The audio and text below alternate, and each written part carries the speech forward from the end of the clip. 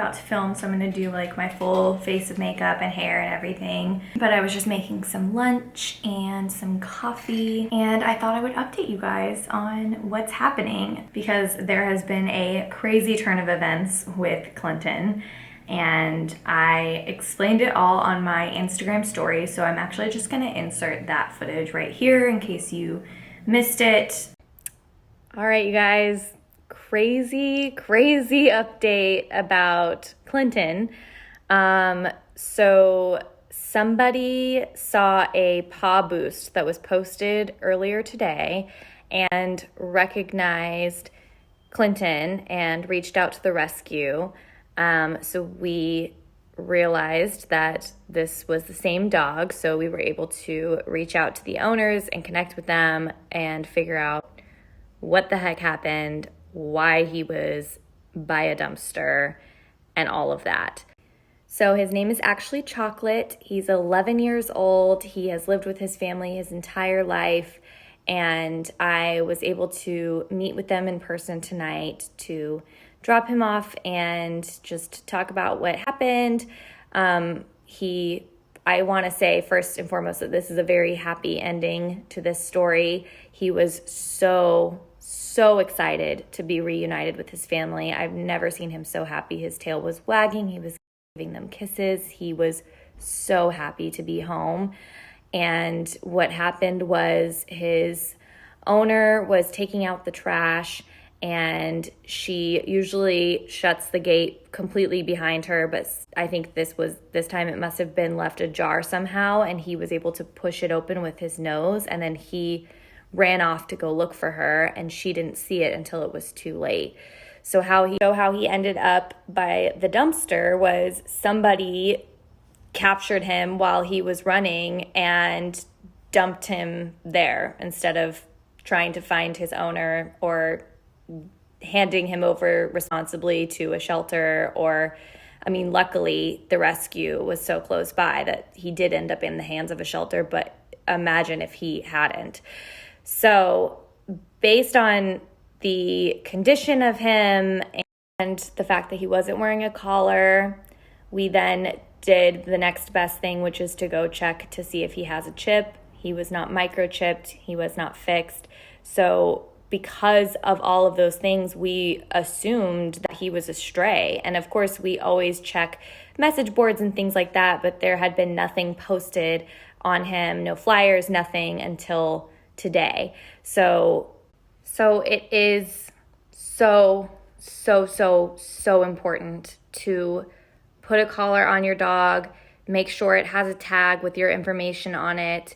This could have all been avoided, and they could have been reunited so much quicker had he been wearing a collar with a tag and had he been microchipped. I know sometimes dogs don't like to wear collars. You figure you're in the house. I'm guilty sometimes of not putting a collar on Zoe, but you just really never know what could happen. And obviously she never imagined that he was going to run out from the house like he did. So it's just so important. It's also so important to spay and neuter your pets, because had he come across a female dog on the streets, that could have resulted in a litter of puppies, which would mean even more homeless dogs. So please spay and neuter your pets. But I do want to reiterate that this is a very happy reunion. He is clearly so very loved, and the owner's son actually is a dog groomer, and he usually grooms him, and he had not been by in a while to clip his nails or groom him, so that's why he was in the state that he was in. And they have an appointment with him to go to the vet, and he's going to get neutered, and he also has a collar on now with his name and his phone number, so this is not going to happen again. And I am very happy that we were able to reunite them. I mean, this is the best possible case scenario for him, and he was so happy. Like I said, I wish that I could have showed you guys how happy he was. So yeah, I just want to say, it's never our place to judge how certain things happen. It is so heartbreaking that this had to happen in the first place, but it is luckily a very happy ending for him. But this story is not unique. You know, dogs are found strays all the time, so it is just so important that we do everything we can to prevent things like this from happening. And I feel really grateful that he gets to sleep in his home tonight, where he's lived for 11 years of his life. No wonder he was freaked out with me. Like, I can't even imagine. I'm thinking of like Zoe, who I've had for 11 years, if she were just dumped in some dumpster and then brought to some random house, like how freaked out she would be. So he is home now.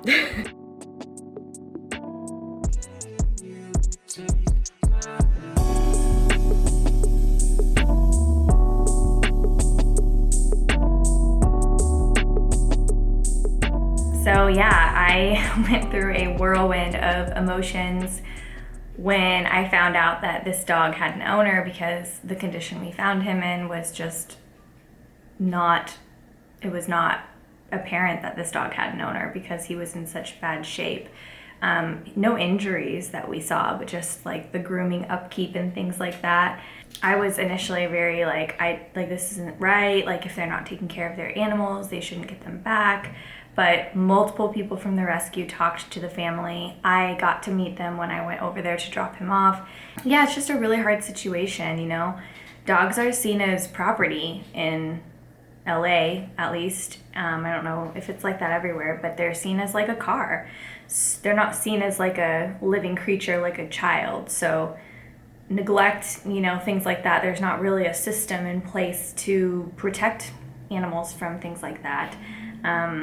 In this particular instance, I truly, truly believe that this dog is very well loved and not neglected on a normal basis. But that's not to say that there aren't cases that are like that. This was kind of eye-opening where, you know, when talking to the rescue can ask people if they can surrender their dog, but they can't force anybody to surrender their dog to them. It's just a tricky situation. It really opened my eyes to a lot of things. And I think it also opened my eyes to the fact that I have the privilege to have very high standards for how I care for my dogs. Jesse and I treat our dogs probably more like family than your average person. But growing up, my family didn't know any better. We had big dogs that were outdoors all the time. And we didn't know that they needed to be inside the majority of the time. We just grew up in the South and people just had backyard dogs. That was normal back then. And now obviously we know better, and now my parents only rescue, which is so great, but truly we did not know. And so I think the best thing you can do is just politely educate people who don't know, because they don't know what they don't know. You know what I mean? They just don't. They signed a document where they're going to get him neutered within 60 days.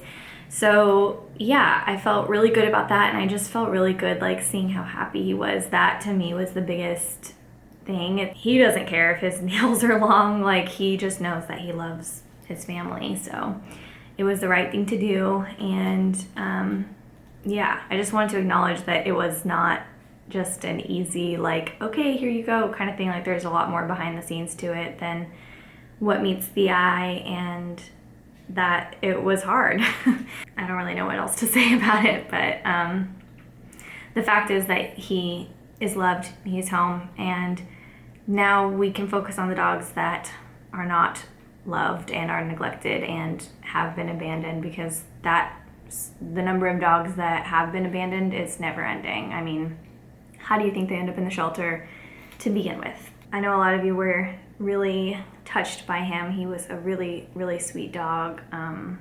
So I'm just happy that he has a happy ending. So that is that. I'm going to finish my coffee. I've got to wait for Jesse to finish up on a call before I can film.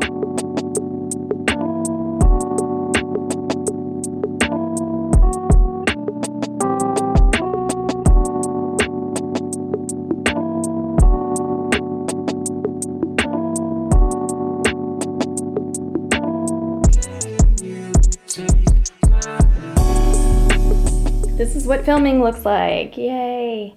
So I'm almost done. I just did 2 videos, and then I'm gonna do one more lipstick swatch video, which those are always pretty hard on my face. I have like a little bit more light left, so I'm gonna squeeze in a 3rd video. So lately I've been batch filming my review videos and stuff like that, my non-vlog videos, because I find it so much easier on me to do like the weekly vlogs if I'm filming all of the other content in one day and then spreading it out, rather than like filming a vlog every single day and then trying to squeeze in a video and then do it again. And then especially like in quarantine, I'm not doing my hair and makeup every day, so I've just found it's a lot more productive to do it in one day. So if you're also a content creator, highly recommend trying that out. It's been really good so far. I will probably keep doing it. I used to do this when I would post outfit photos on my blog. My blog used to be primarily fashion, and so I would meet with a photographer once a month, and we would, it was probably more than once a month sometimes, we would shoot like 4 or 5 outfits at a time in like an hour and a half. It was crazy. Actually, wait, I used to shoot with a photographer weekly. Whoa, that's crazy. Because I was posting like almost every single day on my blog. So yeah, I was like meeting with a photographer weekly or every other week, shooting that many outfits. Times have changed. I feel like people don't really read blogs anymore. I still have mine. So yeah, I used to do it with that, and it made my life so much easier. So I think Jesse's home. I don't know how to make this any brighter, but making a purple carrot. This is what's on the menu. Garlicky kale mac and cheese. Looks so good, and it's with bonza pasta, which I always think is so fun because then it's like a salad. Lately, while I've been cooking, because I want to feel like I'm doing more than one thing and multitasking, I've been listening to this book on Audible.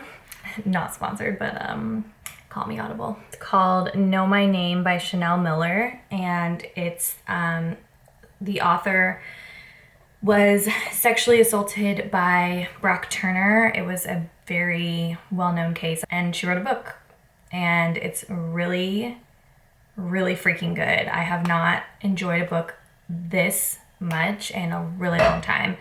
I feel like everybody should listen to it. So yeah, I'm gonna do that and cook.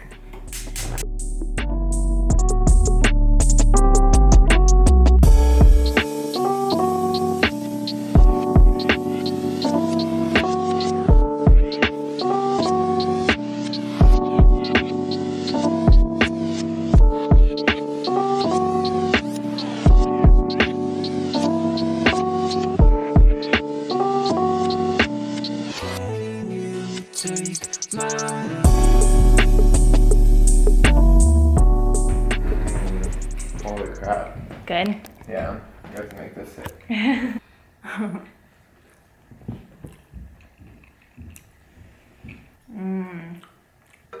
That's good.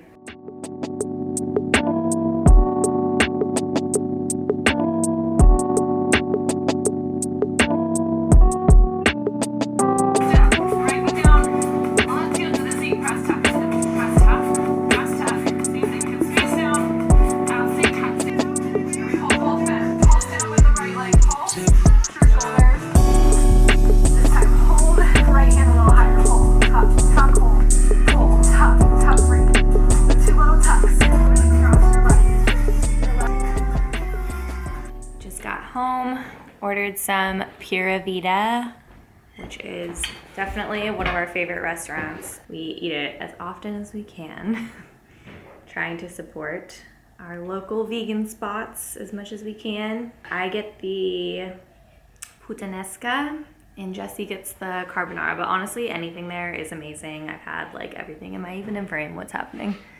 I'm so tired. I have so much Bachelor to catch up on, and I just like don't want to. It's like 4 hours of my life. I'm like, do I really want to commit to that? Good morning. It's Saturday, and I just filmed a little TikTok. Tried out this eyebrow soap from Jason Wu, which is a new makeup brand at Target that's all vegan and all cruelty free. And I thought it would be fun. I'm trying to do more TikTok videos. I really am enjoying that app. So definitely come find me over there. I think it's a lot easier to do like little quick reviews like that on that app, like first impression type of things like that. I do need to shoot something for a brand. I'm either gonna shoot it today or tomorrow, but I think I'm gonna try to do it today since I already have makeup on. Now I'm gonna go make coffee.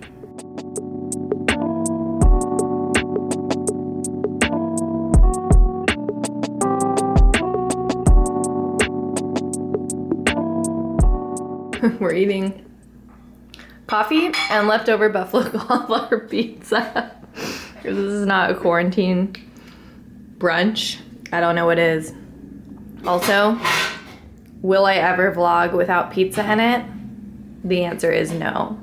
Pizza is life. Thank you. I don't have pizza. Well, we do eat pizza like once a week. Coffee and pizza. Coffee and pizza.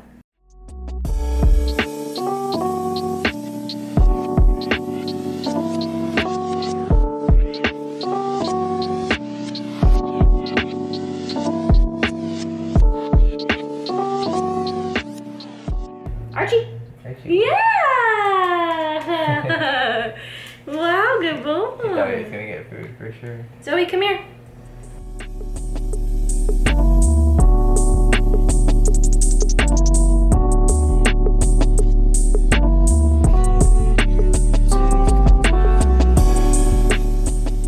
Hi, I love you. So, I'm in a bit of a dilemma. I have these two fiddly figs. That's Frank, and this is Kev. They're named after shameless characters. And they've had more leaves fall off in the last couple days than ever, and I've had both of them for years now. And so I think they need to be repotted. I don't trust myself to do this on my own because fiddly figs are so finicky. So I'm gonna take them to this plant store, see if they can repot them for us. But Frank is so tall that I don't know how I'm gonna transport him. I'm gonna try to I have a convertible. I'm gonna try to put the top down and stick him out the top, and we'll see how it goes.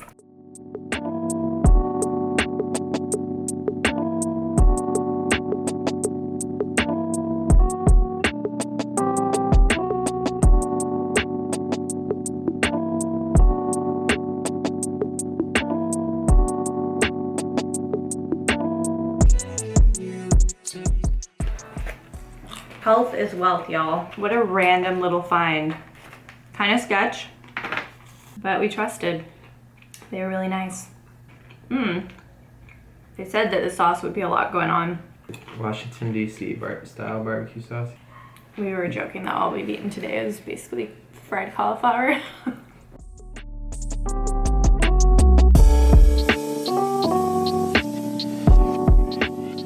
Forgot to show you guys. The babies are home safely. So Frank got a new pot and new soil, and Kev got new soil. He didn't need to be repotted just yet. So Kev is looking fine. Frank did not like the convertible ride. We lost quite a few leaves, and these are just a little droopy, but I'm gonna water them probably tomorrow or the day after, and they should hopefully like the fresh soil. Hopefully. Good morning. It's Sunday. It is Super Bowl Sunday. I could care less, but we're gonna make my buffalo jackfruit cheese dip, which is so good. Anyways, we're gonna go to the store right now, and my battery's about to die, so I'll see you later. Bye. All right, we're back, and I'm gonna make the buffalo jackfruit dip. So I have the recipe for this on an episode of The Vegan View. I'll link that in the description box, but I wanted to maybe try to film like a TikTok version of it or an Instagram reel version of it.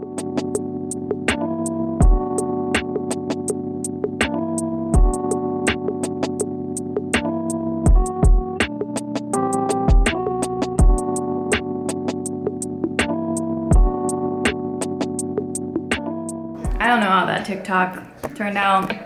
I don't feel like it looks as good as it tastes.